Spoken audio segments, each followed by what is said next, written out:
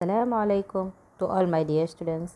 I am Fazila Parekh from AI Mullah High School, Umarwada, Standard 10, Subject Hindi. વિદ્યાર્થી મિત્રો, આજે આપણે 20મું chapter અલ્બમ જોવાનું છે. ગદ્ય છે, તેના લેખક છે સુદર્શન. જન્મ સન 1896, નિધન 1976.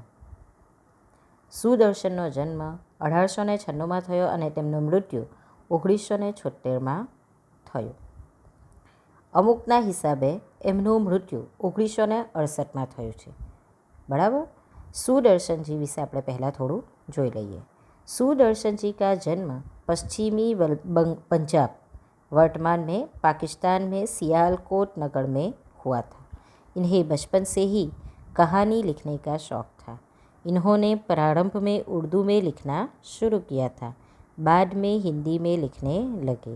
उनकी पहली कहानी सरस्वती नामक पत्रिका में 1920 में छपी थी. हिंदी कहानी क्षेत्र में प्रेमचंद के बाद सुदर्शन जी का नाम लिया जाता है. इन्होंने फिल्मों के लिए भी कहानियाँ लिखी, जिन पर सफल फिल्मों का निर्माण हुआ. सुदर्शन सुमन, पारस, पनघट इनकी प्रसिद्ध कहानी संग्रह है. विद्यार्थी मित्रों, हमारे लेखक सुदर्शन जी का जन्म पश्चिमी बंगाल, जो हाल में पाकिस्तान में है, सियालकोट नगर में हुआ था. उनको बचपन से ही कहानी लिखने का बहुत ही शौक़ था. इन्होंने शुरुआत में उर्दू लिखना शुरू किया था, बाद में धीरे धीरे उन्होंने हिंदी में लिखने की शुरुआत की. इनकी पहली कहानी सरस्वती नामक पत्रिका में 1920 में छपी थी. हिंदी कहानी में जिस तरह से प्रेमचंद का नाम लिया जाता है, उसी तरह प्रेमचंद के बाद सुदर्शन जी का नाम लिया जाता है. इन्होंने फिल्मों के लिए भी बहुत सारी कहानियाँ लिखी है और सफल फिल्मों का निर्माण हुआ है. उनकी प्रसिद्ध कहानी संग्रह इस तरह है: पारस, पनघट, सुमन, सुदर्शन सुमन एक्सेट्रा. यह उनकी प्रसिद्ध कहानी संग्रह है. विद्यार्थी मित्रों, यह कहानी एल्बम प्रस्तुत कहानी में पंडित शादीराम और लाला सदानंद के बीच जो आर्थिक व्यवहार हुआ, उसके संबंधों को किस तरह बचाया गया, उसका मार्मिक वर्णन यह पाठ में किया गया है. आजकल की बात करें तो आर्थिक लेन देन में बहुत ऋण देने वाले और ऋण लेने वाले लोगों के बीच किसी न किसी मुद्दे पर कटुता आ जाती है. यह प्रस्तुत कहानी आर्थिक व्यवहार से संबंधित है. इसमें ऋणदाता और ऋण लेने वाले व्यक्ति के आपसी संबंधों को बनाए रखने का मार्मिक वर्णन किया गया है. इतना ही नहीं, कहानी में ऋणदाता स्वयं ऋण लेने वाले व्यक्ति को ऋण अदा करने में सहायता करता है. आजकल की जो हम बात करें तो आजकल पैसों के कारण संबंधों में दरार पड़ जाती है. यह बात तो आप लोग मानते ही होंगे. ऐसे समय में मानव मूल्यों का जतन करने की प्रेरणा इस कहानी से मिलती है. विद्यार्थी मित्रों, पाठ को शुरू करने से पहले हम लोग पाठ का सार देख लेते हैं. पंडित शादीराम लाला सदानंद के पुरोहित हैं. पंडित शादीराम ने लाला सदानंद से बरसों पहले 500 रुपये कर्ज के रूप में लिए थे. शादीराम गरीब है पर दिल के बुरे नहीं हैं. वे लाला सदानंद का कर्ज उतारने की जी तोड़ कोशिश करते हैं. शादीराम अपना पेट काट काट कर सदानंद का कर्ज अदा करने के लिए रुपये जमा करते हैं, पर कभी घर में किसी की बीमारी तो कभी किसी अन्य कारण से रुपये उठ जाया करते हैं. बेचारे शादीराम मन महसूस कर रह जाते हैं. लाला सदानंद एक नेक दिल इंसान है. वे शादीराम की व्यवस्था अच्छी तरह जानते हैं. उन्होंने कभी शादीराम से रुपयों के लिए तकदा नहीं किया, बल्कि अंदर अंदर वे यह चाहते थे कि सादीराम रुपये न लौटाए तो ज़्यादा अच्छा है।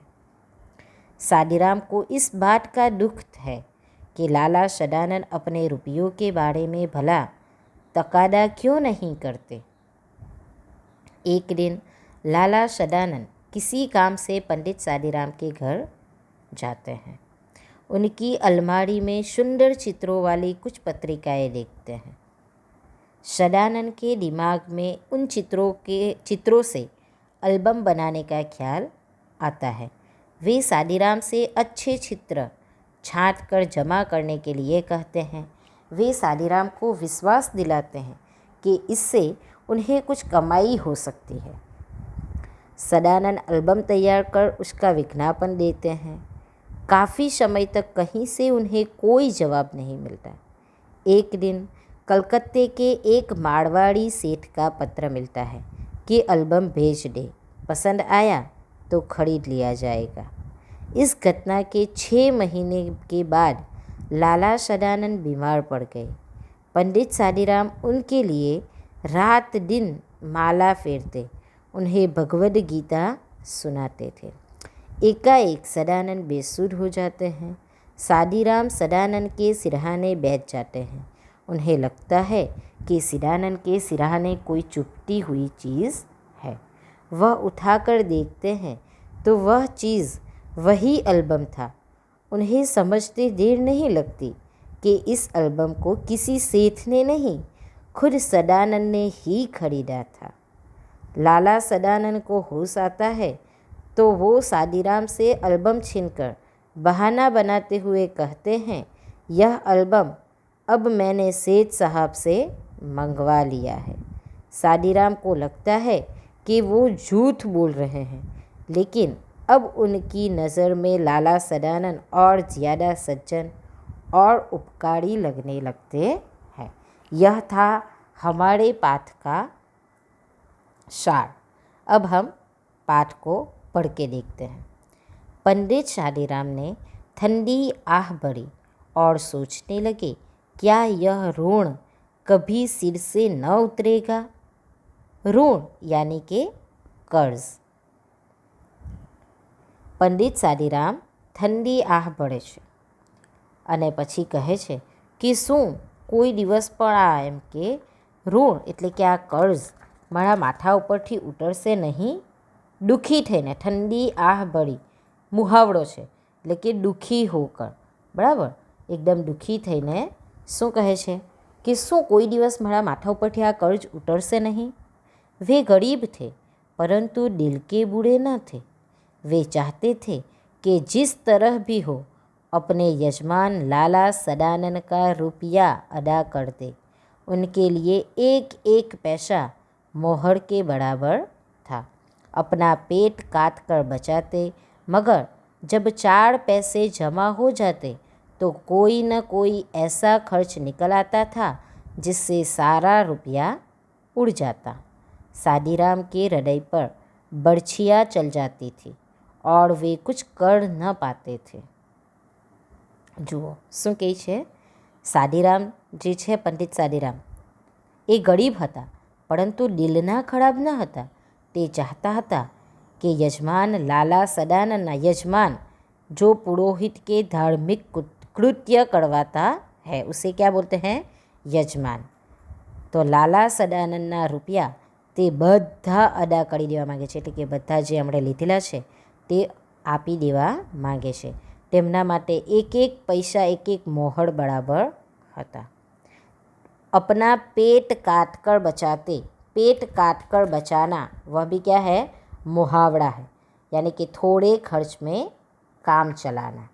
तो पंडित सादीराम थोड़ा खर्चनी अंदर પોતાનો ખર્ચ ચલાવીને પૈસા જમા કરતા હતા, પણ કોઈને કોઈ ખર્ચ નીકળી આવતો હતો, જેના કારણે તેમના બધા જ પૈસા ઉડી જતા હતા। સાદીરામ કે હૃદય પર બળછિયા ચલ જાતી હતી। આવું કંઈક થાય ત્યારે સાદીરામનું દિલ જાણે કે તૂટી જતું હતું। એ કંઈ પણ કરી શકતા ન હતા। इसी तरह साल बीत गए। सादीराम ने पैसा पैसा बचाकर 80 रुपये जोड़ लिए। उन्हें लाला सदानंद के 500 रुपये देने थे।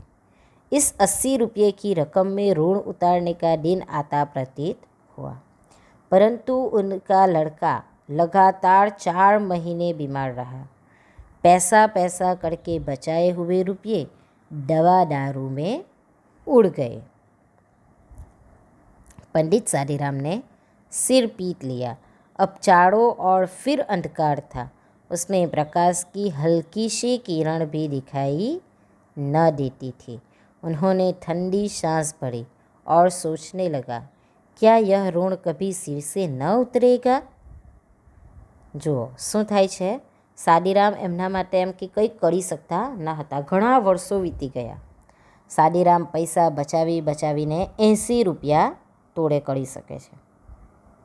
એમને લાલા સદાનંદ પાસેથી કેટલા લીધેલા હતા? 500 રૂપિયા એમણે આપવાના હતા. 500 રૂપિયા એમણે લીધેલા હતા.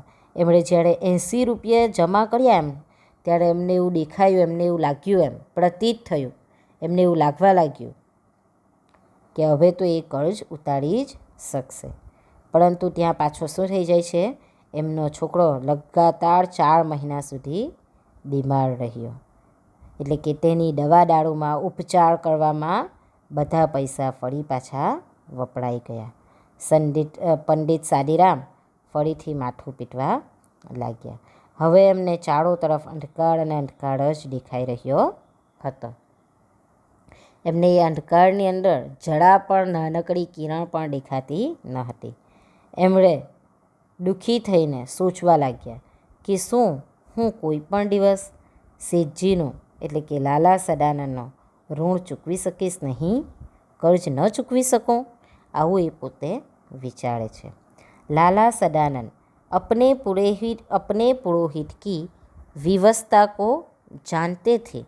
वे चाहते थे कि पंडित जी रुपये देने का प्रयत्न न करें।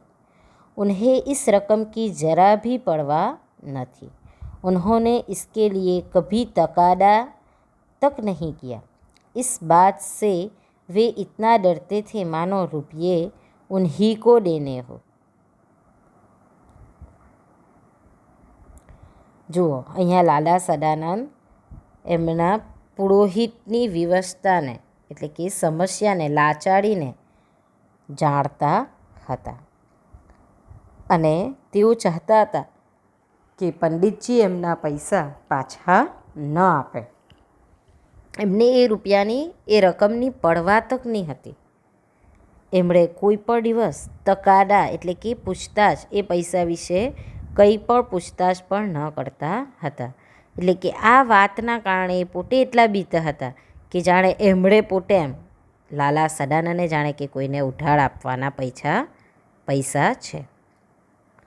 सादीराम के दिल में भी शांति न थी। वे सोचा करते कि ये कैसा भले मानस है जो अपने रकम के बारे में मुझसे बात तक नहीं करते। खैर ये कुछ नहीं कहते सो तो ठीक है, परंतु इसका तात्पर्य यह थोड़ी है कि मैं भी निश्चित हो जाऊं। मेरी तरफ उनका रुपया निकलता है, मुझे देना ही चाहिए. જુઓ કોઈ દિવસ લાલા સદાનંદજી એને પ્રશ્ન ન કરતા. એના કારણે સાદીરામના દિલમાં પણ શાંતિ ન હતી અને તે શું સોચતા હતા, આ કેટલો ભલો માણસ છે, એમ કેટલા ભલા આદમી છે એમ કે કોઈ દિવસ એની રકમ વિશે પૂછતાછ તક નથી કરતા. ફરી પાછા એવું વિચારે છે કે પૂછતાછ ભલે નથી કરતા, ઠીક છે, પણ એનો મતલબ એ તો નથી થતો ને કે મારે પૈસા નથી આપવાના અને હું એકદમ નિશ્ચિત થઈ જામ, બેફિક્ર થઈ જામ. મારા તરફ તો એમના પૈસા નીકળતા જ છે અને મારે તે આપવાના છે. उनमें लाला सदानंद के सामने सिर उठाने का साहस न था. यदि लाला सदानंद ऐसी सज्जनता न दिखलाते और सादीराम से बार बार अपने पैसे मांगते तब शायद उनके दिल को ऐसा कष्ट न होता. हम अत्याचार का सामना सिर उठाकर कर सकते हैं, પરંતુ ભલમનસી કે સામને આંખે નહીં ઉઠતી. જુઓ શું કહે છે, જાણે કે લાલા સદાનંદની સામે એમ સિર ઉઠાવવાનું સાહસ એટલે કે માથું ઊંચું કરીને ચાલવાનું સાહસ ન કરી શકતા હતા. શા માટે? કે લાલા સદાનંદ જેવા સજ્જન માણસ જે હતા, ભલમાનસી માણસ હતા, તે સાદીરામની પાસે વારંવાર પૈસા માંગતે તો શાયદ એમના દિલને એટલું દુઃખ ન પહોંચતે. પણ અત્યાચાર એટલે કે આપણી સામે કોઈ અત્યાચાર કરે તો તેના સામે આપણે સર ઉઠાવી શકીએ, પરંતુ ભલમાનસીના સામે આપણે આંખો ઉઠાવી શકતા નથી. एक दिन लाला सदानंद किसी काम से पंडित सादीराम के घर गए. वह उनकी अलमारी में कई शो बंगला हिंदी और अंग्रेजी की मासिक पत्रिकाएं देखकर बोले, ये क्या है पंडित जी? જુઓ, એક દિવસની વાત છે. લાલા સદાનંદ સાદીરામના ઘરે જાય છે, પંડિત સાદીરામના ઘરે જાય છે, અને ત્યાં તેમણે તેમની અલમારીના અંદર બંગલા અને હિન્દી ઓર અંગ્રેજીની અંદર માસિક દર મહિનાની અંદર જે પત્રિકાઓ આવે તે જોઈ અને પંડિતજીને પૂછ્યું કે આ શું છે પંડિતજી? पंडित सादीराम ने उत्तर दिया, पुरानी पत्रिकाएं हैं, बड़े भाई को पढ़ने का शौक था, वही ये पत्रिकाएं मंगवाते थे. वे जब जीवित थे तो किसी को हाथ न लगाने देते थे. अब उन्हें कीड़े खा रहे हैं, कोई पूछता भी नहीं. रद्दी में क्यों नहीं बेच देते? જુઓ, પંડિત સાદીરામ શું જવાબ આપે છે? જૂની પત્રિકાઓ છે. મારા મોટા ભાઈને પત્રિકાઓ વાંચવાનો ખૂબ જ શોખ હતો. ન્યૂઝપેપરને બધું વાંચવાનો શોખ હોય ને તે, બરાબર. તો શું કહે છે કે જ્યારે તે જીવતા હતા ત્યારે કોઈને તેના ઉપર હાથ પણ લગાવવા દેતા ન હતા. હવે આને કીડા ખાઈ રહેલા છે, કોઈ પૂછતું પણ નથી. ત્યારે એને સદાનંદ શું પૂછે છે? રद्दी में કેમ નથી આપી દેતા એમ. इनमें चित्र हैं, जब कभी बच्चे रोने लगते हैं तो एक आध निकाल कर दे देता हूँ, इससे उनके आंसू थम जाते हैं, इसलिए रद्दी में नहीं बेचता. रद्दी એટલે કે આપણે પેલા એમાં આપીએ ને બધો માલ લેવા આવે તેને, બરાબર, જે ની કામનો માલ હોય તે રદ્દી માલ, બરાબર. તો શું કહે છે? એમાં ચિત્ર છે. જ્યારે બાળકો રડે છે ત્યારે એમાંથી એકાદ કાઢીને હું એ લોકોને આપી દઉં છું કે જેથી તે લોકોના આંસુ રોકાઈ જાય. लाला सदानंद के आगे बढ़कर कहा, दो चार पत्रिकाएं दिखाए तो जरा देखे इनमें कैसे चित्र है. लाला सदानंदजी શું કહે છે? મને બે ચાર પત્રિકાઓ બતાવો તો ખરા, એમાં કેવા ચિત્ર છે. पंडित सादीराम ने कुछ पत्रिकाएं दिखाई. हर एक पत्रिका में कई सुंदर और रंगीन चित्र थे. लाला सदानंद कुछ देर तक उलट पलट कर देखते रहे. सहसा उनके मन में एक विचार उठा. वे बोले, ये चित्रकला के बढ़िया नमूने हैं. अगर किसी शौकीन को पसंद आ जाए तो आप 1000-2000 रुपये बड़ी आसानी से कमा सकते हैं. જુઓ, પંડિત સાદીરામ શું કહે છે? આ પત્રિકાઓ એ જુએ છે એમ, અને પત્રિકાઓના અંદર ખૂબ જ સુંદર રંગીન ચિત્રો હતા. લાલા સદાનંદને થોડીક વાર સુધી તેને ઉલટ પુલટ કરીને જોઈ છે, અને પછી શું કહે છે? એના મનમાં અચાનકથી જ એવો એક વિચાર આવે છે, અને તે કહે છે કે આની અંદર જે ચિત્ર છે તે ઘણા સારા નમૂનાઓ છે તેના. કોઈ જો શોખીન હોય એમ તો તેને આ ખૂબ જ ગમશે એમ, અને બડી આસાનીથી, ખૂબ જ આસાનીથી તમે 1000-2000 रुपया कमाई सको છો. पंडित सादीराम ने एक ठंडी सांस भरकर कहा, ऐसे भाग्य होते तो यूँ धक्के न खाता फिरता. लाला सदानंद बोले, एक काम करें क्या, आज बैठकर जितनी अच्छी अच्छी तस्वीरें हैं सबको अलग छांट ले. बहुत अच्छा. जब यह कर चुके तो मुझे कहलवा दो. आप क्या करेंगे? એવું એ પ્રશ્ન કરે છે. જુઓ, પંડિત સાદીરામ એકદમ ઠંડી સાંસ ભરતા જઈને, એટલે કે દુઃખી થઈને કહે છે કે એવું ભાગ્ય જો મારા ભાગ્યની અંદર હોતે તો મારે આ રીતે ધક્કા ખાવા ન પડતે. લાલા સદાનંદ ત્યારે એને શું જવાબ આપે છે? લાલા સદાનંદ કહે છે કે તમે એક કામ કરો. તો એ પૂછે છે કે શું કામ કરો? આજે બેસીને બધી અંદર જે ફોટા છે, તસવીર એટલે કે ફોટા, તે ફોટાઓને તમે અલગ કરી નાખો. આ વસ્તુ તે માની જાય છે, અને પછી કહે છે કે જ્યારે એ બધા અલગ થઈ જાય ત્યારે તમે મને જરાક કેવડાવી દેજો. ત્યારે એને એ પંડિતજી શું પૂછે છે, તમે એનું શું કરશો? मैं एक एल्बम बनाऊंगा और आपकी तरफ से विज्ञापन दे दूंगा। हो सकता है यह विज्ञापन किसी शौकीन के हाथ पड़ जाए और आप 2-4 पैसे कमा ले। तस्वीरें बहुत बढ़िया है। જુઓ શું કહે છે સદાનંદ કે હું એનો આલ્બમ બનાવવા અને તમારા તરફથી તેનો વિજ્ઞાપન કરવા એટલે કે પ્રસારિત કરવા, જેનાથી કોઈ શોખીન હોય ને તેના હાથમાં જતી રહે ને તમને 2-4 પૈસા કમાવાના મળી જાય। આની અંદર ફોટા ખૂબ જ સુંદર છે। पंडित शादीराम को यह आशा न थी कि कोयले की खान में हीरा मिल जाएगा। घोर निराशा ने आशा के सभी द्वार बंद कर दिए थे। वे उन हठभागे लोगों में से थे जो संसार में असफल और केवल असफल रहने के लिए पैदा होते हैं। वे सोने को हाथ लगाते थे तो वह भी मिट्टी हो जाता था। वे सीधी बात भी करते थे तो उल्टी पड़ती थी। उनको पक्का विश्वास था कि यह प्रयत्न भी सफल न होगा, परंतु लाडा सदानंद के कहने से दिन भर बैठकर तस्वीरें छांटते रहे। न उनको मन लगन थी, न उनके हृदय में चाव था, न उनके सीने में उमंग था, किंतु लाला सदानंद की बात को टाल न सके। शाम को देखा 200 बढ़िया चित्र जमा हो गए थे। उस समय वे उन्हें देखकर स्वयं उछल पड़े। उनके मुख पर आनंद की आभा नाचने लगी। वह उन चित्रों को और इस तरह देखते मानो उनमें से हर एक 10-10 की नोट हो। बच्चों को उधर देखने तक न देते थे। वे सफलता के विचार से ही प्रसन्न हो रहे थे। यद्यपि आशा कोसों दूर थी, लाला सदानंद की दी हुई आशा उनके मस्तिष्क में निश्चय का रूप धारण कर चुकी थी। वे खुशी से झूमने लगे। જુઓ શું થાય છે હવે, પંડિત શાદીરામને કોઈ પણ જાતની આશા ન હતી।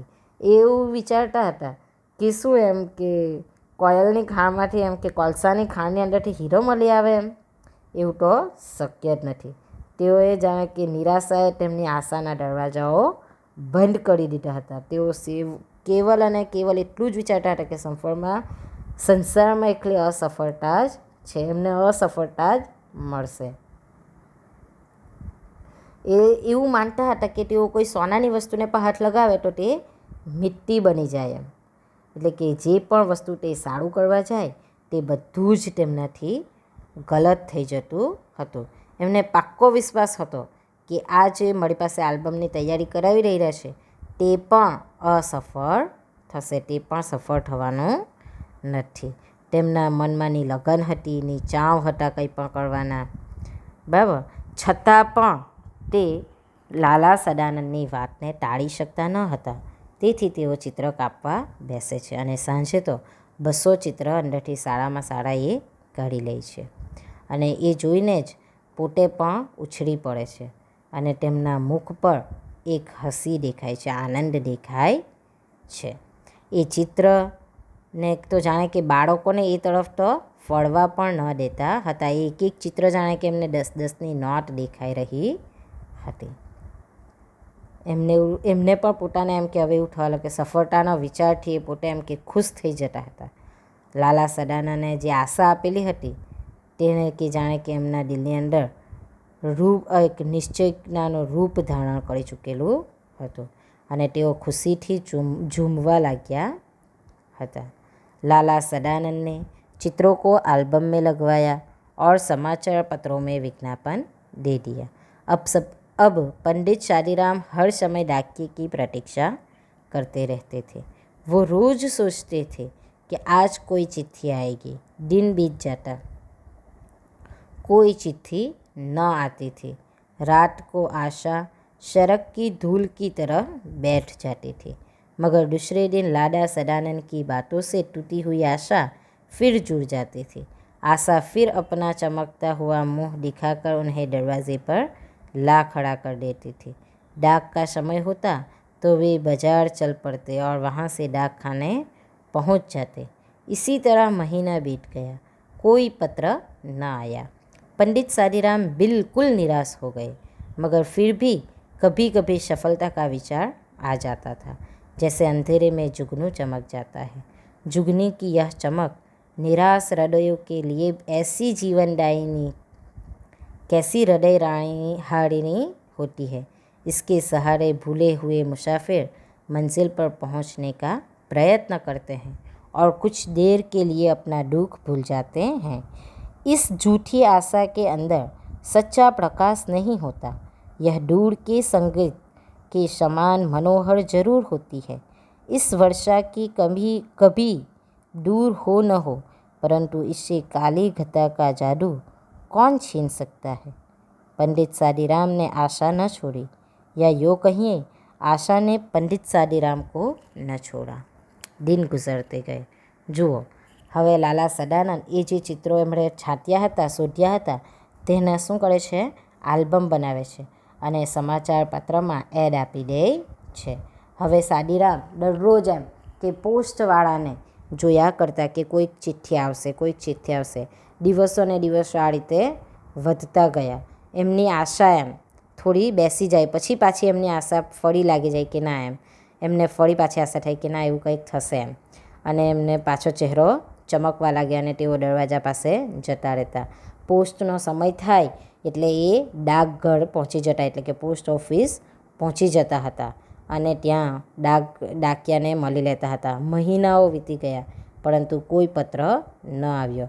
એઓ પોતે એમ કે નિરાશ થઈ જતા, પરંતુ સદાનંદજી ફરી પાછા એમને એ કરતા અને તેમની પાસે જઈને તે પાછા આશા કરવા લાગતા. એટલે કે તેમને જાણે કે જુગનુની આ ચમક નિરાશ હૃદયોને જાણે કે કંઈક જીવનદાયીને આપી દીધી હોય એવું લાગતું હતું. બરાબર. તેઓ એમ કે થોડીક વાર માટે જાણે કે પોતાનું દુઃખ પણ ભૂલી જતા અને આ જૂઠી આશાની અંદર જાણે કે સાચી હોય એવું તેઓ માનવા લાગતા. પંડિત સાદીરામે જાણે કે આશા છોડી જ ન હતી, અથવા તો પછી આપણે એવું કહી શકીએ કે પંડિત સાદીરામને આશાએ છોડ્યા ન હતા.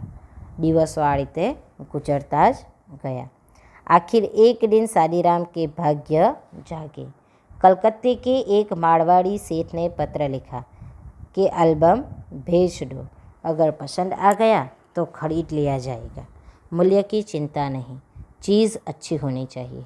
यह पत्र उस करवट के समान था जो सोया हुआ आदमी जागने से पहले बदलता है और उसके बाद उठ बैठता है।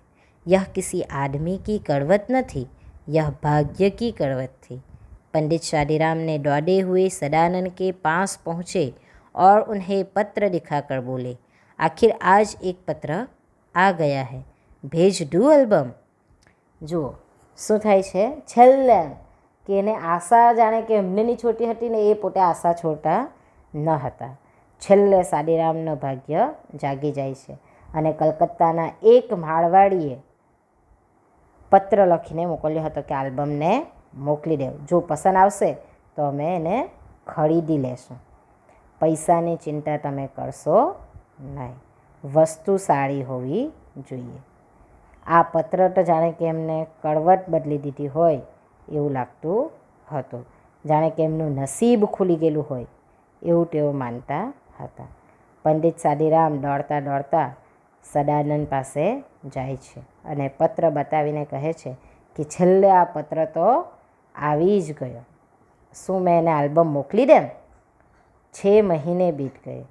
લાલા સદાનંદ બીમાર થે, એટલે કે એણે હવે આલ્બમ મોકલી દીધો હશે અને તે પછીના 6 મહિના વીતી ગયા હતા. लाला सदानंद बीमार थे। पंडित सादीराम ने उनके लिए ये दिन रात माला फेरा करते थे। वे न वैद्य थे, न डॉक्टर और न ही हकीम। उनकी औषधि माला फेरना ही था और वह काम वे अपनी आत्मा की पूरी शक्ति अपने पूरे मन से कर रहे थे। उन्हें औषधि की अपेक्षा आशीर्वाद और प्रार्थना पर अधिक भरोसा था। सोचते थे दवा से दुआ अच्छी है। જુઓ 6 મહિના હવે આ વાતને વીતી ગયા હતા, એટલે કે એમને કંઈક પૈસા મળ્યા હશે અને તેમણે સદાનંદનો કર્જ પણ ચૂકવી દીધો હશે. પરંતુ જુઓ હવે લાલા સદાનંદ બીમાર પડે છે. પંડિત સાદીરામ એમની રાત દિવસ એમ માલા ફેરવીને, માલા તો તમે લોકોએ બધાએ જોઈ જ હશે, જોઈ છે ને, આપણે તસબી ભણીએ તેવી માલાઓ પેલી બ્રાઉન જેવા કલરની આવે છે તે. એ પોતે એમ કે નથી વેદ, નથી ડૉક્ટર કે નથી કોઈ હકીમ, એમની ઔષધિ શું છે, એમની દવા શું છે, માલા ફેરવવાનો જ છે. તેઓ એને એટલો વિશ્વાસ હતો માલા પર કે તેથી એ લોકો એવું માનતા હતા કે દવા કરતાં દુઆ વધારે અસર કરે છે.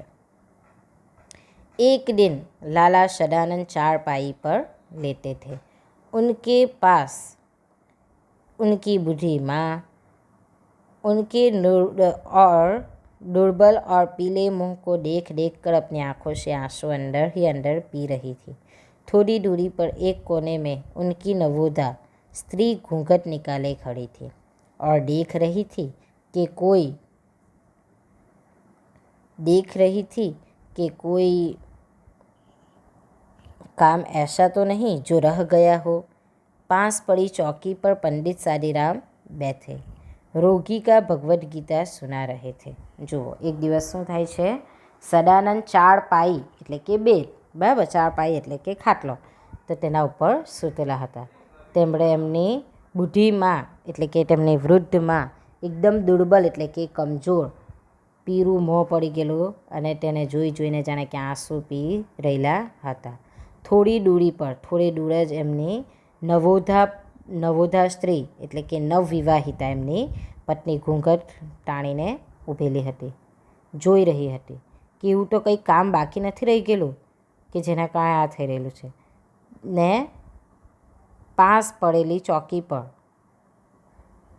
કોણ હતું? પંડિત સાદીરામ બેઠા હતા અને રોગીને ભગવદ્ ગીતા એટલે કે બીમાર સદાનંદને ભગવદ્ ગીતા સંભળાવી રહ્યા હતા. एकाएक लाला सदानंद बेसुध हो गए. पंडित जी ने गीता छोड़ दी और उनके सिराने बैठ गए. स्त्री गर्म दूध लाने के लिए अंदर दौड़ी और माँ घबराकर बेटे को आवाज़ें देने लगी. उस समय पंडित जी को लगा कि रोगी के सिरहाने के नीचे कोई चुभती हुई चीज़ रखी है. उन्होंने नीचे हाथ डालकर देखा तो उनके आश्चर्य की सीमा न रही. वह सख्त चीज़ वही एल्बम था जिसे किसी सेठ ने नहीं બલ્કि સ્વયં લાલા સદાનંદને ખરીદા થા. જુઓ, એકાએક એવું થાય છે કે લાલા સદાનંદ બેસુધ થઈ જાય છે અને પંડિતજી ગીતા છોડીને લાલા સદાનંદના સિરાને એટલે કે માથા પાસે બેસી જાય છે. એની સ્ત્રી ગરમ દૂધ લેવા માટે દોડે છે. એની માં ગભરાઈને બેટા બેટા અવાજ આપવા લાગે છે. આ સમયે પંડિતજીને એવું લાગે છે કે રોગીના સિરાને એટલે કે માથા નીચે કંઈક કથ્થાણ વસ્તુ છે જે વાગી રહેલી છે અને એના નીચે હાથ નાખે છે અને એમના આશ્ચર્યની સીમા રહેતી નથી કે એ સખ્ત ચીજ બીજી કંઈ ન હતી. શું હતી? પેલો આલ્બમ હતો જે ફોટાનો બનાવેલો હતો. એટલે કે એ આલ્બમ કોણે ખરીદેલો હતો? બીજા કોઈએ નહીં, પણ સ્વયં લાલા સદાનંદે જ ખરીદ્યો હતો. पंडित सादीराम इस विचार से बहुत प्रसन्न थे कि उन्होंने सदानंद का ऋण उतार दिया, मगर यह जानकर उनके हृदय को चोट सी लगी कि ऋण उतरा नहीं अपितु पहले से दुगना हो गया है. જુઓ, પંડિત સદાનંદ આ વિચારીને ખૂબ જ ખુશ હતા કે એમણે સદાનંદનો કર્જ ઉતારી દીધું છે, પણ જ્યારે એમને એવી ખબર પડે છે કે એમનું ઋણ તો ઉતરું જ નથી, ઉલટાનું ઋણ દુગનું ડબલ થઈ ગયું છે, કર્જ એમનું ડબલ થઈ ગયું છે. उन्होंने बेसुध यजमान के पास बैठे बैठे एक ठंडी सांस भरी और सोचने लगे, यह ऋण मेरे सिर से क्या कभी न उतरेगा.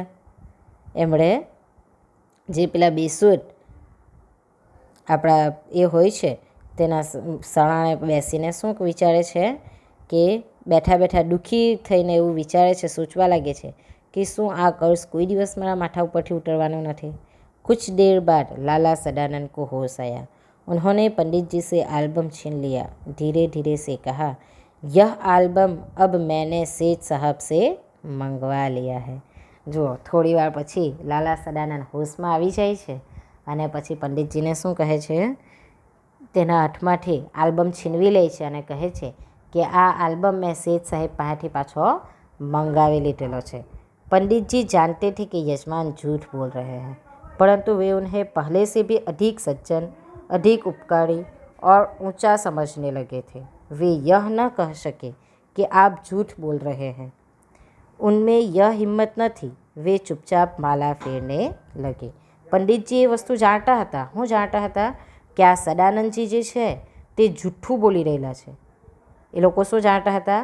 કે આ જૂઠ્ઠું બોલી રહ્યા છે. પરંતુ હવે પંડિતજીની નજરમાં સદાનંદ કેવા થઈ ગયા હતા? એકદમ સજ્જન થઈ ગયા હતા. ઉપકારી એટલે કે ઉપકાર કરને વાલે. એમણે એમ કે ઊંચા સમજવા લાગ્યો હતો. એમણે ઉપકાર કર્યો હતો એમના ઉપર. वे यह न कह सके कि आप झूठ बोल रहे हैं. એ એમને એવું નથી કહી શકતો કે તમે झूठ બોલી રહેલા છો. उनमें यह हिम्मत ही न थी. वह चुपचाप माला फेरने लगे. એટલે કે પંડિત સાદીરામ ચૂપચાપ માલા ફેરવવા લાગ્યા. અને જુઓ, આ પાઠ પરથી આપણે શું શીખ લેવાની છે? આપણે શીખ એ લેવાની છે कि ऋणदाता स्वयं ऋण लेने वाले व्यक्ति को ऋण अदा करने में सहायता करते हैं. એટલે કે આપણે પણ આ રીતે કોઈની પાસેથી પૈસા લેવાના હોય તો આપણે તેના ઉપર જોર જબરદસ્તી ન કરવી જોઈએ. તેને કંઈક સમસ્યા હશે તેથી જ તે આપણને ન આપતો હોય એવું પણ વિચારી શકીએ ને આપણે, બરાબર? તો આ રીતે આપણે પણ કોઈને મદદ કરવી જોઈએ. કોઈના ઉપર જોર જબરદસ્તી કરવી જોઈએ નહીં, બરાબર? વિદ્યાર્થી મિત્રો, આપણો પાઠ અહીંયા પૂર્ણ થાય છે. Thank you.